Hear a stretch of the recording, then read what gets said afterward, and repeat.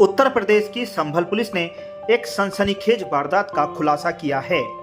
यहां पुलिस ने गैंग बनाकर बीमा राशि हड़पने वाले गिरोह के 7 सदस्यों को गिरफ्तार किया है। इस गैंग पर आरोप है कि 2 लोगों की हत्या कर इनके द्वारा बीमा की लगभग 3.5 करोड़ रुपए की राशि डकार ली गई है। इस गैंग के द्वारा वर्ष 2022 और 2023 में 2 लोगों की हत्या कर दस्तावेजों में इसे एक्सीडेंट दिखाकर मामले में बीमा क्लेम की राशि लेने का दावा है। पुलिस के मुताबिक यह गैंग एक और व्यक्ति की हत्या कर बीमा की राशि हड़पना चाहता था, लेकिन पुलिस ने इससे पहले ही इन्हें गिरफ्तार कर लिया। पुलिस के मुताबिक गैंग के लोग पहले संबंधित व्यक्ति का सिर फोड़ते थे और बाद में एक्सीडेंट का रूप दिखाकर बीमा राशि हड़प लिया करते थे।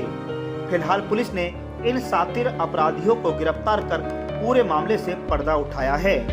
पूरा मामला संभल जिले के रजपुरा थाना इलाके से जुड़ा हुआ है।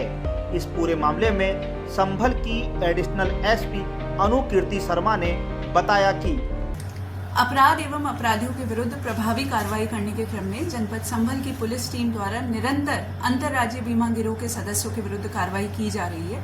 इसी के क्रम में आज जनपदीय पुलिस द्वारा एक ऐसे गिरोह का खुलासा किया जा रहा है जिन्होंने बीमा क्लेम की राशि को हड़पने के लिए अभी तक 2 हत्याओं को एक्सीडेंट का रूप दिखाते हुए कारित किया है और 1 हत्या की प्लानिंग इनके द्वारा की जा रही थी। पूरा घटनाक्रम इस प्रकार है कि जो हमारा मूल मुकदमा था 13/25 जो कि थाना रजपुरा पे पंजीकृत था, जिसमें पहले 2 अभियुक्त ओंकारेश्वर मिश्रा करण और अमित पकड़े गए थे, उसी में एक अन्य अभियुक्त शाहरुख की गिरफ्तारी फरवरी 2025 के अंदर की गई थी।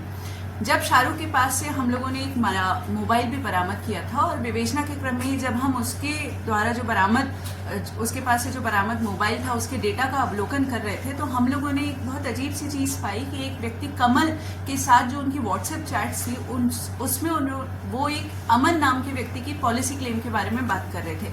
अमन की हम लोगों ने जब देखा तो 7 कुल पॉलिसी थी जिनकी जो कि HDFC, Ergo, ICICI, Lombard, SBI, Aditya Birla इत्यादि कंपनियों की थी और जिसकी कुल वैल्यू 2,70,00,000 थी।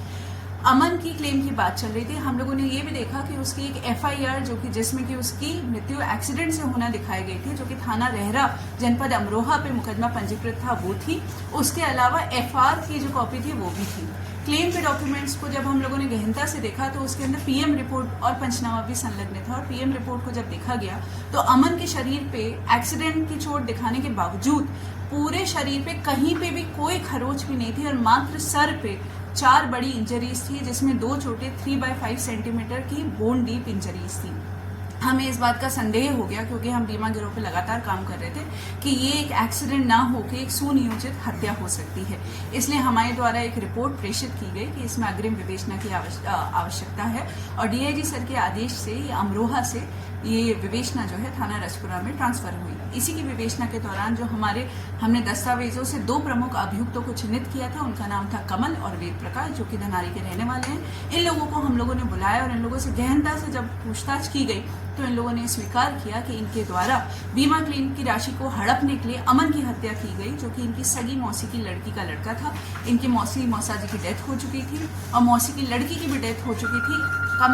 अमन जो व्यक्ति था वो एक तरीके से अनाथ था और उसका कोई भी आगे पीछे नहीं था, तो इसलिए इन्होंने अपने अन्य साथी, इसमें एक सुनील नाम का व्यक्ति है जो कि थाना रजपुरा के हिरौनी का रहने वाला है और इसमें इनका आप कह सकते हैं लिखा पढ़ी में मुंशी था, वो बीमा की पॉलिसी की बहुत अच्छे से जानकारी रखता था। इनके अन्य साथी ओम प्रकाश प्रेम शंकर थे जिन्होंने इनको आइडिया दिया था किस तरीके से हत्या करनी है, जो कि धनारी के रहने वाले निर्देश और उसके जो सगे मामा हैं उदय भान, वो भी इसके अंदर इनके साथ घटना में शामिल थे। ये लोग सुनियोजित तरीके से पहले इन्होंने इस बच्चे की साथ पॉलिसी कराई 2,70,00,000 की, फिर इससे ये लोग धनारी से लेकर गवां से होते हुए ये लोग रहरा थाना में पहुंचे, जो कि एक सुनसान सा क्षेत्र है, जंगल है वहां पे। उसको अत्यधिक दारू का सेवन कराया, फिर उसके बाद हथौड़े से उसका सर फोड़ के उसकी हत्या कर दी। बाद में खुद ही वादी बन के इन्होंने थाना रहरा पे मुकदमा पंजीकृत कराया और क्लेम की राशि हड़पी, क्योंकि हमें इस बात का अंदेशा हो गया था कि ये इनके द्वारा पारित की गई पहली घटना नहीं हो सकती है। तो इनसे गहनता से और पूछताछ की गई। उन्होंने पूछताछ में फिर से कबूला कि इन्होंने एक अन्य व्यक्ति सलीम, उसी की भी बिल्कुल इस तरीके से हत्या करी थी, जिसकी हत्या में एक बाबू नाम का शख्स भी शामिल था। सलीम भी इसी तरीके से नवयुवक था, जवान था। उसकी भी पहले हथौड़े से सर फोड़ के थाना रेरा क्षेत्र में ही हत्या की गई और उसके ऊपर गाड़ी चढ़ा दी गई, ये दिखाने के लिए कि उसकी हत्या, उसकी जो मृत्यु है वो भी एक्सीडेंट में हुई है। सलीम की मृत्यु से ये लोग 78 लाख रुपए का क्लेम ऑलरेडी पा चुके थे। इसकी अमन की मृत्यु के बाद अभी तक ये 20 लाख रुपए का क्लेम पा चुके थे। इन लोगों की साजिश के तहत ये लोग, जो ओम प्रकाश है उनके सगे जीजा रमेश की भी हत्या करने वाले थे, उसके नाम पे ये लोग 4 पॉलिसी अभी तक करा चुके थे। एक बहुत ही क्रूर गैंग है जो कि ऐसे व्यक्तियों को चिन्हित करता है जो कि नवयुवक है, क्योंकि उनका प्रीमियम कम लगता है और बीमा का क्लेम का पैसा उन्हें ज्यादा मिलता है।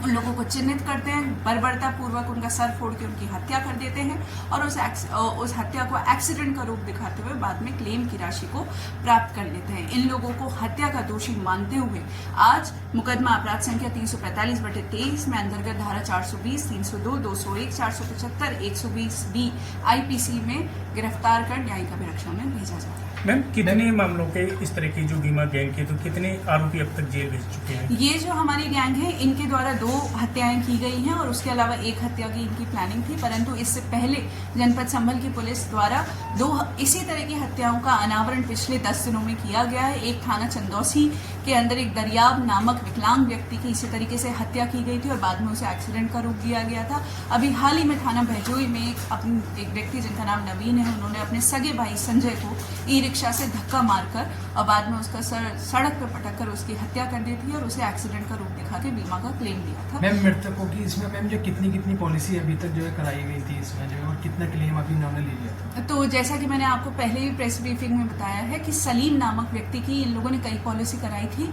उनका एक मणिपाल का 50 लाख रुपए नहीं आया था, उसके बावजूद उनके पास अभी तक 78 लाख रुपए आ चुके थे। उसके अलावा जो अमन है, अमन की इन लोगों ने 2 करोड़ 70 लाख की पॉलिसी कराई थी। 20 लाख रुपए का क्लेम ये अभी तक प्राप्त कर चुके थे। जिनको ये मारने वाले थे उनकी ये 4 पॉलिसी काफी अच्छे वैल्यू की अभी तक करा चुके